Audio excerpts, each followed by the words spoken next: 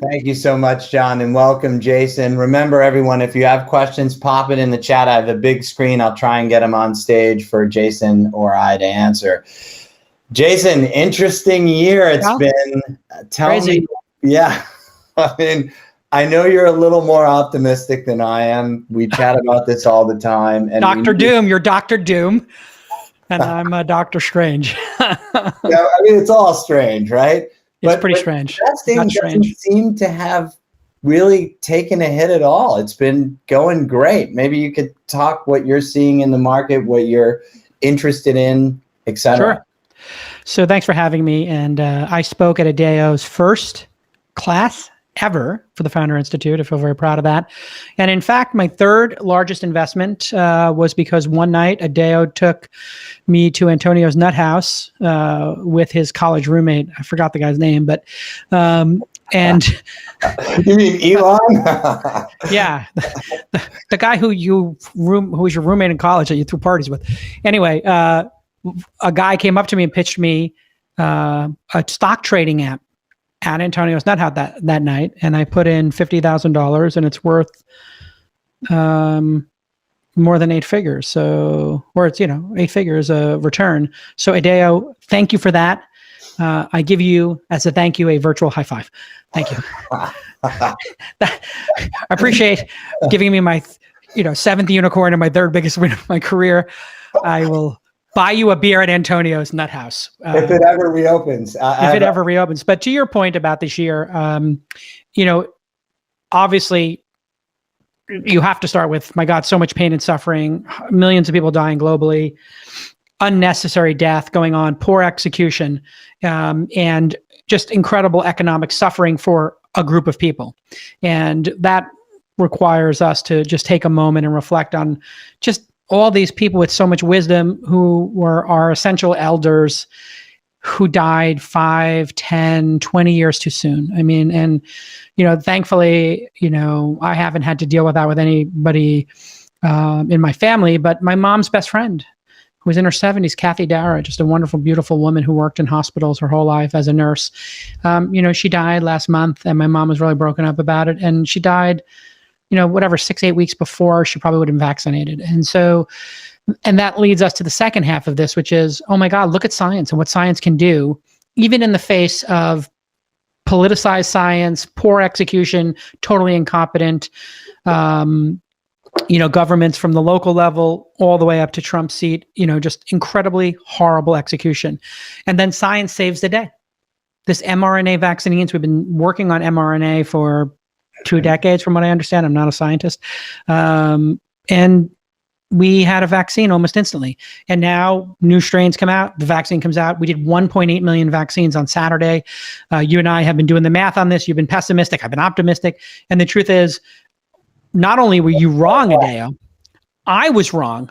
And I was wrong because I wasn't optimistic enough. They think with this Johnson & Johnson coming out that we could hit 2.5 million vaccinated a day. And so you and I were debating when we were at 200,000 or 300,000 shots a day, like, oh my God, this is a disaster. And then we 6x'd it, and now we're going to double it. And then that'll be a 12x. And all of a sudden things seem really possible, which is a really important lesson for founders who are listening, which is when you have growth, there's something called the rule of 72. So somebody look up rule of 72, find an explanation of it, or a rule of 72 calculator, and put it in the chat, since we're using chat here. There's a million rule of 72s. And I teach this to all my founders. Take your growth percentage. You're growing 5% a week. How many weeks does it take for you to double? Well, there's a very simple way. You just divide 5 into 70, which is 14 point something, 14.5-ish. So that means every 14 weeks, you're going to double. Can you grow your startup of 100 customers, paying customers, by 5 this week? Sure you can. You just sign 1 customer a day. And compounding growth and that discipline is what makes huge companies. And that's what makes huge careers. People who get 5% better at something every month, say it's a podcast or running your organization, and Adeo, you've been relentlessly innovating. People don't remember the 25 things you have done that didn't work. They remember the 4 that you've done that have worked, right? And the Founder Institute's become a phenomenon on a global basis. Now, what you're doing with venture funds, but you just got to get 5% better. You don't need to get 100% better. It's too hard. but 5% are compounding. And that's what I saw in the numbers. I think, hey, we're growing, 4 to 8% a day. That means every 10 days, we're going to double the vaccines going out. And so I feel incredibly optimistic that, and Scott Gottlieb said this on CNBC on Monday, that in March, the end of March, 15th to 30th time period, certainly into April, he said, you're going to be able to walk up and get a vaccine because we are now producing them faster. And all that time Trump spent, I don't mean to make this political, but it really goes to leadership. Trump was not focused on anything for the last 60, 70 days of his presidency, but trying to overturn this election and all this craziness that's going on, when he could have just focused on the goddamn deployment of those vaccines. And, Biden got there and there was no plan. So they basically were starting from scratch, and he wouldn't do a transition with him. So they couldn't have even known that there was not anything. So really, you can't just have science. You need to have science plus execution. But at the end of the day, I'll take the science over the execution because you can add execution later. And now there's some businesses that are proven anti-fragile. And I think Disney is the canonical example, or Amazon. Amazon was doing fantastic. Then everybody gets locked up and it's like, oh my God, what's going to happen now? It's like, they're going to do even better. Everything's going to sell out. And then storefronts are people are not going to go to stores, so they do even better. You look at Disney, this is the best example. They really, if you were to look at their business, they needed to take the medicine and decide, screw it. We're going to go all in on Disney Plus. Everything is about Disney Plus. Forget about movies, forget about theme parks, forget about merchandise, forget about ESPN. Disney Plus, Disney Plus, Disney Plus. Get the whole organization focused on this. But that was not what they were doing. Disney Plus was like this little side project that they were like, yeah, let's put the Clone Wars up there and maybe we'll make this Mandalorian thing and see if it works. Now they're at 70 million members, Adeo. And they said, I think they launched 20 shows for this year. Ashoka, Book of Boba Fett, 20 different Marvel things. I mean, they're going to get to 500 million or 1 billion paid subscribers, I predict. And then they're going to put Disney Plus Plus, which will be you get 2 tickets to go to Disneyland a year that never expire. Or they put Disney Plus Plus Plus. You get all your merchandise in there. So you're the first person to get one of the 10,000 collectible Yoda dolls, right? And so they haven't even begun to unravel what their Amazon Prime is. And really Disney Plus is Amazon Prime for Disney. And then Uber is the other canonical example, which they hit a record high today. I'm still a major shareholder. I was on CNBC talking about it. And, I think I was like the 3rd or 4th investor in Uber. It's an inside meme joke. But what's really interesting about that is they kept telling them, get rid of the Eats business. You're crazy. You're never going to be Postmates and DoorDash. And then they bought Postmates, and then they're right behind DoorDash. And if they didn't have that Eats business, they would have got crushed like Lyft did. And so if people go out to eat, which is what we used to do in the previous times, you would take an Uber because you don't want to get a DWI or DUI. Then everybody has to stay home. Okay, they deliver you food. So you stay home and watch a Disney movie. Great. You go to the theater and watch a Disney movie. Great. Disney wins either way. You stay home and watch a movie. Uber wins because you order Uber Eats, or DoorDash wins. And then you go out to a movie, Lyft or Uber take you there. So that's what I've been thinking about is, what are these anti-fragile companies? If you don't know that book, it means companies that would do better in uncertain times. In other words, chaos would benefit them. Amazon, Disney, Uber, the chaos benefit them. And so it's not just that they do good in one way, they do good in times of uncertainty. And so, yeah, I mean, it's, and then obviously what's happening in the stock market, people staying home, not gambling, having more time on their hands. It's a forcing function. How many people do you know in your life, Adeo, who did not know how to order stuff online? Just that. Like, did your parents order food from Instacart or use Good Eggs or DoorDash or Uber Eats or whatever? Probably not. Do they have Amazon Prime? Maybe, maybe not. And then this happens and everybody downloads those apps. So that will stick with us, just like Disney Plus will stick with us, et cetera. So it's a tale of two cities. Turning back to from the stock market and the pandemic to startups, the reality is startup investing hasn't slowed down at all. At least I haven't seen it. What are you seeing the same thing? For early stage investing, angel investors, when the stock markets crash, will feel poor, they'll feel conservative, and they'll make less bets. Well, the stock market's been doing great. And when the stock market's doing great, they get loosey-goosey because they would look at, I own Uber at, I don't know, I bought it at a penny, but whatever. But, somebody who bought it at 15 or 20 at the bottom and now it's 60, or Disney, the same thing. They're thinking to themselves, oh my God, I got all these gains. Well, screw it. I'm going to take a couple flyers. I made $1 million buying on these stocks. Great. I'll make 50 bets of 20K each and see what happens. Or I'll make 100K bets and try to put that money to work. It's like somebody wins a bunch of money in Vegas. They might hit some, at a poker tournament. The poker tournament people, they always give them chips when they win, so that there's a chance they'll put it on a roulette table or a craps table on the way out, because most people can't carry those chips to the cage and put them for cash. And so, I think that's what happens. And so if you need to raise money, now is the easiest time in the world. If you can't raise money right now, it's because your business, your presentation of that business are not venture fundable. Let me say that again. If you can't raise money in this market, something is wrong. Your presentation, your business, or the belief that this business can scale. And you need to meet with 150 or so investors. You need to email or get introduced to 150 investors in order to get, let's say, call it 25% hit rate on meetings. And then you probably get 10% of those then to do second meetings. So now you're down to 15 people or something. And that's really how a fundraising process works. I get asked about that a lot. And the Launch Accelerator, that's one of the things we specialize in, is companies with 5 to 50K a month in revenue, and then helping them get their $2-3 million round closed. And so you really need to run a process for raising money, and you need to understand how much work it is. And most people think they meet with 10 investors and, all 10 say nice things to them, and they're like, oh, this is going to be easy. And it's like, if you have to get a second meeting with more partners than were in the first in order for it to mean anything. The first meeting, it's nice, but it literally means nothing. So only judge yourself, as what I tell founders, only judge yourself on getting the second meeting. Yeah, so it's a numbers game, really. And a lot of people I see are stuck. Oh, can I convince them to come in the deal? I'm like, if they're not interested, just move to the next person. Yep, maybe 100%. Tell us, how are you seeing this change in the virtual world? Because you're seeing virtual pitches. We moved our entire accelerator, as I'm sure you did, to virtual. This means we're able to do maybe, we made the program from 12 weeks to 16 weeks. So, and we were able to get 3 times as many investors to come each week. We used to introduce people to 250 investors. The last class we introduced to 1,000.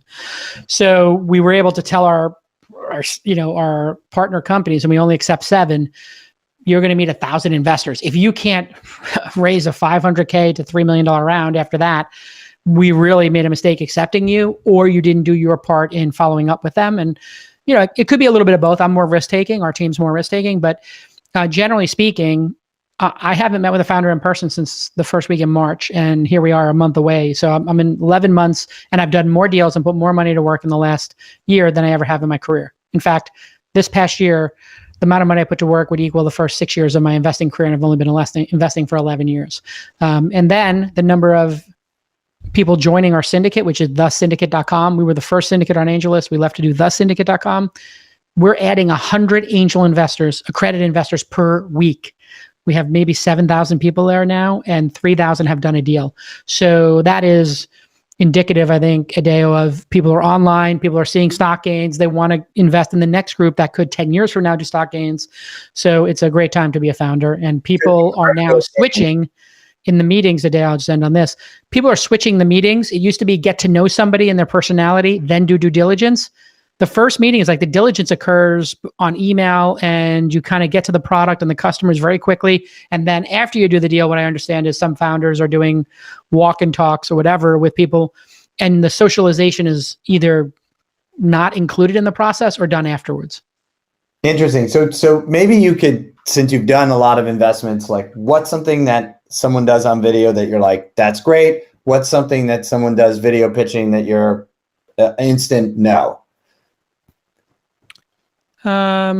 Instant no for me in this year. If things are not venture scale, it's very easy to say no. What's not venture scale? A movie, a restaurant. Those are obvious non-venture scale ones. And then there's another group that are hard to scale. And so hard to scale isn't necessarily a no, but it's in all likelihood a no. Tools fall into that. If you're building a very niche tool that's part of a bigger product or something like that, it's probably not going to be enough. And so it's probably going to be a no. And then direct-to-consumer products, Kickstarter, Indiegogo, beverages, all this kind of stuff, very hard to make work. That being said, we've probably done 10 or 15 direct-to-consumer companies like 8 Sleep, et cetera. And we look for 2 things. One is how unique is the product? And 2, how amazing is the team at How amazing is the team at doing online growth marketing? So if you have a really innovative product and you don't know how to do growth marketing, it's not going to work. If you have a generic product and you do exceptional growth marketing, it might. That's certainly a better combination than great product, no marketing would be generic product, incredible marketing. So Roman or, those kind of brands, they are selling something generic, right? Like in fact, it's literally generic drugs. Literally. It's literally generic drugs they sell. But they've made the process and the onboarding and the growth techniques are just transcendent. Same thing with Dollar Shave Club. Would you really want to invest in Dollar Shave Club? I passed on it. That was a big mistake. I probably lost $10 million not doing that investment. And so you look at something like Dollar Shave Club, that would have been better. That one had exceptional growth techniques. They knew virality. So, and then hardware is super hard. We've made maybe 10 out of 250, 300 investments these days has been hardware. And they're generally hard. So we like HaaS, hardware as a service. So CafeX sells a coffee machine that sells the hardware and software. And then it goes in the real world. Density does people counting with a hardware software solution. The hardware is bundled into the price of the software. So those can be nice. But we had a smoke detector 7 years ago. We invested in 6 years ago. We also had a drop cam kind of competitor, and none of that stuff worked because it was just a race to the bottom. I mean, there's a drop cam company that sells $40 or $50 drop cams. I forgot the name of it. Well, the Chinese are copying all the good hardware. Yeah, hardware is just a sick race to the bottom. So we have so many questions, Jason. Let me turn to some from the audience here. I'm going to go with Susan's question. What are some ways that if a founder, let's say, wants to pitch to you, they can practice and perfect their pitch beforehand? So I teach people for a living how to pitch their companies. I will give you the entire secrets right now. Number one, somebody write these notes in the chat room, please. Number one, get to the product in 15 seconds. You don't need to play a movie clip. You don't need to set the table. You don't need to give us a history lesson because most investors have heard a zillion product pitches. So number one, you want to get to that product in 15 seconds. Everybody in the chat room must write each bullet point before I go on to the next. So get to the product in 15 seconds. I see it happening. I want to see there's 584 people here, so I want to see 585 chats. I want to know you're paying attention. We have a lot of questions. Come on. Number two, I want you to show, don't tell. In other words, don't tell us about your product. Don't tell us about your business. Don't tell us about your growth. Show us in one slide, one message. Don't tell us your margins. Show us your margins in a chart. Don't tell us your customers. Show us the logos on a page. People talk, they don't show.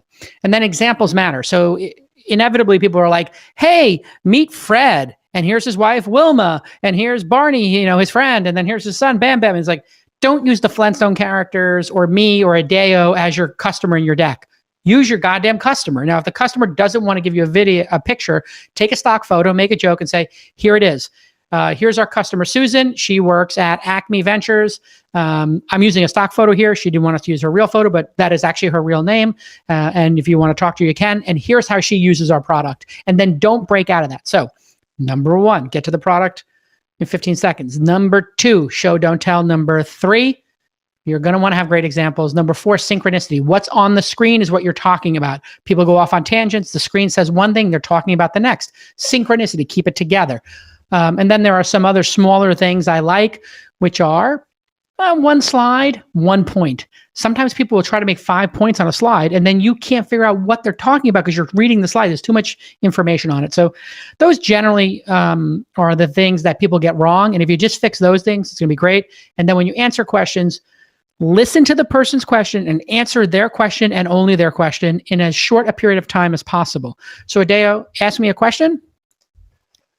Well, I have a question on screen. Well, let's ask this one. What would be a great question for a founder to ask you? What value do you provide to startups? Tell me a story. What value do you provide to startups? I am relentlessly positive and available and loyal to the founders. So I go to war with them. I want to make sure that they win. So that loyalty and that candidness and responsiveness, hopefully I'm known for. if Robinhood had a problem in the last 2 weeks, you saw me on TV defending them when it was very difficult to do. When Uber had problems, you saw me out there defending them and saying, hey, listen, we're going to solve these problems. The company's going to get there. And I don't do that without the permission of the companies. I always tell them like, hey, listen, I do CNBC every week. I got my podcast. I got my Twitter. Do you want me to talk about this? I'm willing to go out there and do it. Sometimes they say, no, that's a legal issue. Leave it alone. Sometimes they say, yes, please go out and talk. I need cover. And that's who I am. So, okay. Any other things on the pitching? Because we got some other great questions. Give me every question. No. Okay. So Tony's asking, with that 50K story you opened with where you decided to invest in Robinhood, what were the 3 things that stood out to you immediately? Well, they were very smart. Baju and Vlad are just super smart cats. 2, they had an idea to go after a market that was, I guess most people would say blue ocean. Millennials trading stocks didn't exist. Millennials were on their parents' Netflix account, living in their basement, taking Ubers and Lyfts, not buying cars. They were commitment phobic. So to get a group of people who are financially illiterate, young people, I'm not saying that's millennials. We were all financially illiterate as Gen Xers as well. But young people tend to be financially illiterate. They also tend to not save for the future. So to actually get them, if you do get them, it's a huge prize. And here we are. I think they have 20 million members, they said, or something crazy, 18 million. They really succeeded in doing that.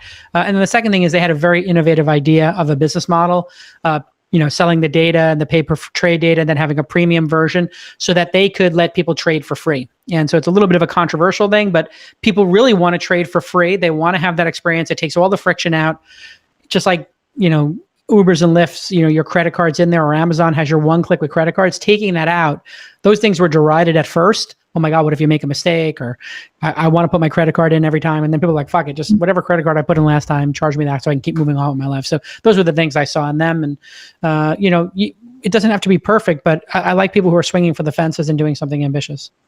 Okay, multiple people were asking, what are some other examples of anti-fragile businesses that you're interested in right now? I think consumer subscriptions we've had great success in, and I think is, still very early days. I think every single vertical that a consumer could be passionate about will have its own app that will cost $100 a year. We were the first investors in Calm. That's our second largest position. We bought 6% of the company or so when it was a $5 million company. So it's a 9-figure position for us as a firm. And we invested when they had $10,000 in revenue. And it really seemed stupid that consumers would pay for meditation. Everybody's like, you're an idiot. You can get meditation stuff for free on iTunes. There's a free podcast. There's a free YouTube videos. There's a free UCLA Mindfulness Center gives away all the stuff. And it's the top mindfulness people in the world. Why would anybody ever pay for this? And it's just a beautiful package, and they make great content and they innovate. Why does anybody pay for anything? It's good. Then we did Steezy for dance, Fitbot for CrossFitness, Brilliant.org for math and science and education, Tonebase for classical music. We did Musician for more like casual musicians. And we keep pulling that string and finding great companies in consumer subscriptions. That means instead of doing a free product that's ad-based, you challenge the customer to pay you, call it $10 a month or more. Wow. Any others? And then I got lots of questions. In categories or companies? Well, types of companies that are anti-fragile. Well, I mean, everybody's obsessed with SaaS for good reason, because, businesses have money and they want to be more efficient, and people are working from home. So, I mean, arguably remote work stuff is doing well, but I would stay very focused on products that are so good that people will pay for them, and that people will not unsubscribe from them, and that they automatically subscribe for them. So we were the first investors in a company called Superhuman. We put $500K in it the first round, and I was one of the first investors in Raul's first company, which was Reportive, which was sold to LinkedIn. And so, he decided to make an email client that cost $1 a day. That seems ridiculous. Why would your cousin or uncle or brother or mom or sister pay $365 a year for something they get for free from Gmail or Hotmail or whatever, Outlook? They wouldn't. But if you're in your email box for 2 or 3 hours a day, like me in a day, if somebody makes you something more elegant and beautiful, that's a small price to pay. We pay $10 a day. We pay $3,000. I mean, I literally would pay $10 a day if somebody could manage my inbox better, right? There's no amount of money I wouldn't pay to tackle that. So this is a good question from Ben. With accelerators going remote, like yourself, yep. what does that mean for Silicon Valley and New York City as being hubs where you find these great unicorns? It's over. It's over? Well, I mean, I think what's over is the dominance. So the you have to be here was ending already. And so, a big statement. Is this the first time you've ever said that? I agree.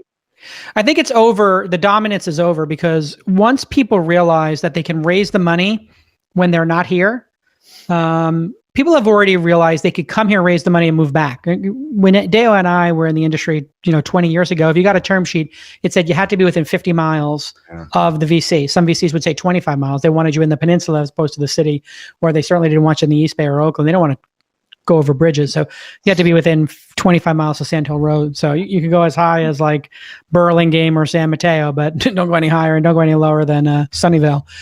And then it's changed to like, if you really want to, maybe we'll invest in LA, maybe New York. Then it became, you know what? This place is filled up. Do not move here. It's too competitive. You will not be able to get a developer to quit Facebook where they're making 200K.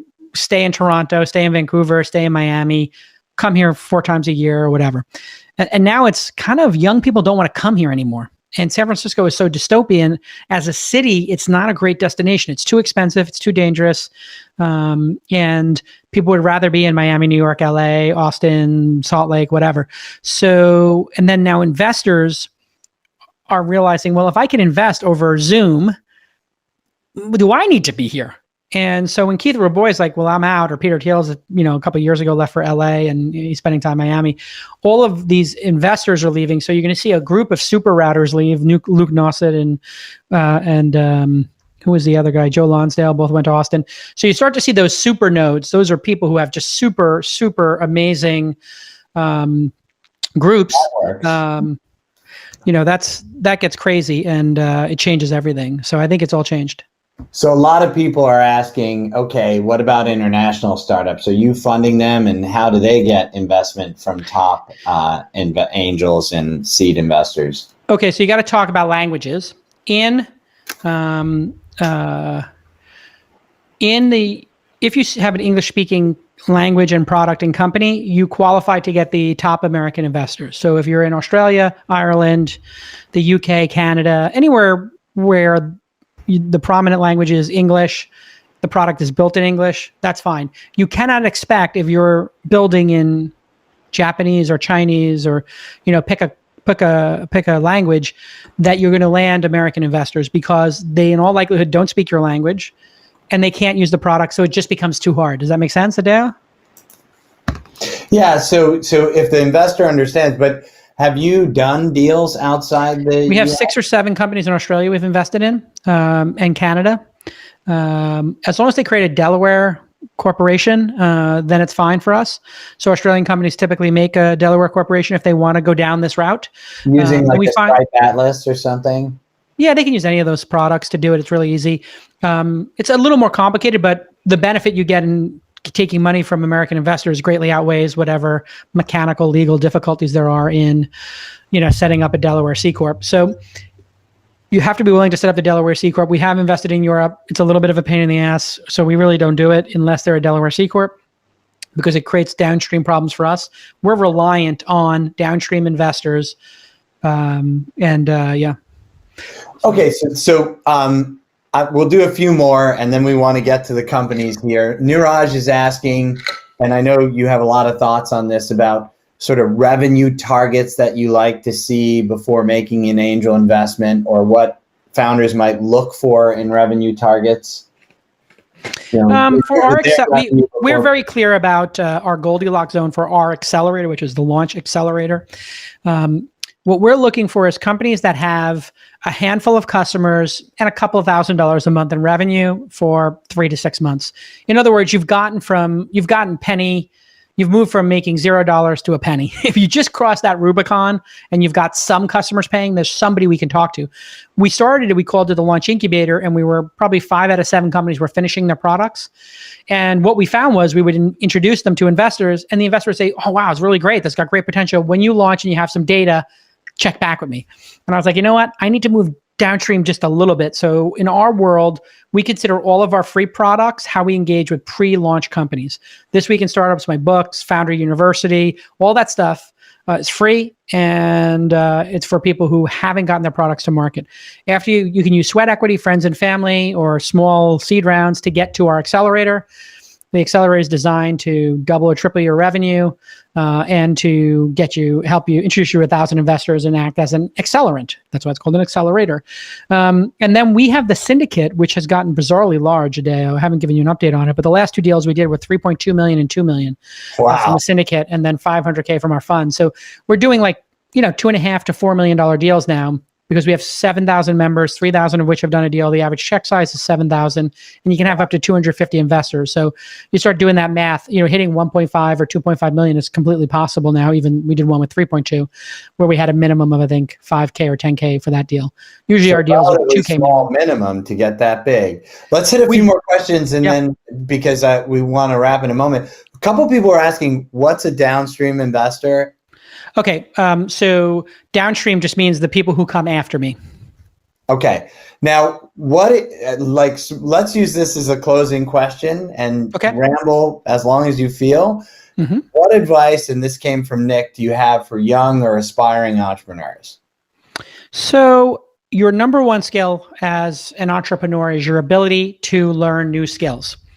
And you look at somebody like Adeo, he was a technologist, marketer, advertising, hiring, company formation, raising capital. He basically, and you don't need to be 100% or be the best at that.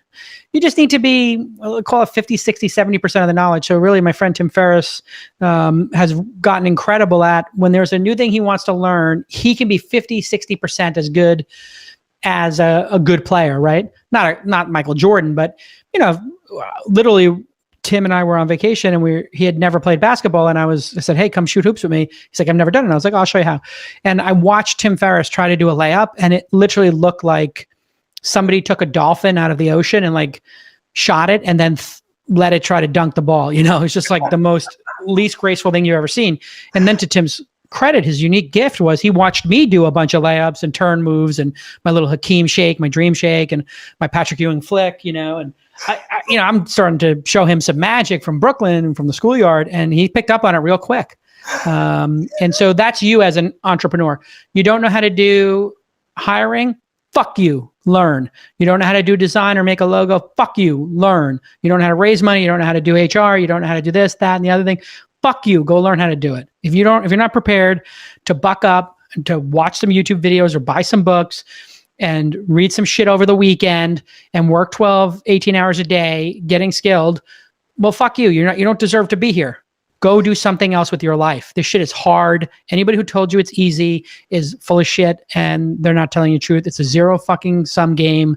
If you get the money, then the other person doesn't get the money. There's a limited number of investors, a limited amount of capital, which says, oh, there's unlimited capital. There is unlimited capital theoretically that could be printed and whatever, but there's only so many meetings VCs can take. They can only deploy so much money. They can only keep so many founders, keep relationships up with so many founders. So therefore, there is a gating factor. They're going to place bets. If they place a bet on you, they cannot place a bet on somebody else.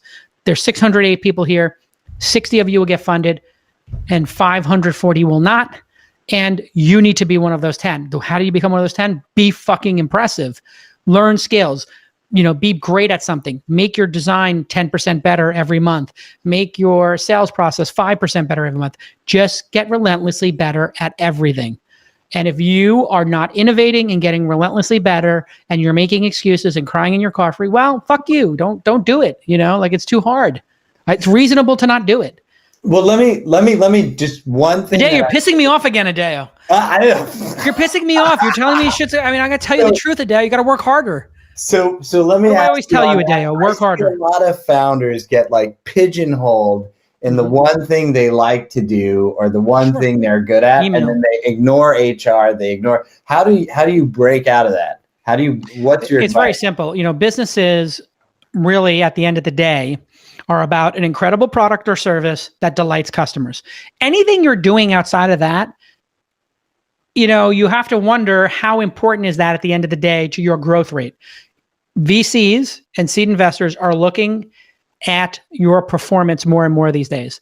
It's less about the promise, it's more about the performance. There's more people than ever who want to start companies. There's more companies that get to MVP stage or some basic stage. So you need to switch your thinking and say, I have to perform, and my performance is how I will be judged. And if you're not growing, it means your product sucks, or you're not listening to customers, or both. So anything that is not product customer is not super important, except for team, because the team has to talk to the customers, the team has to make the product.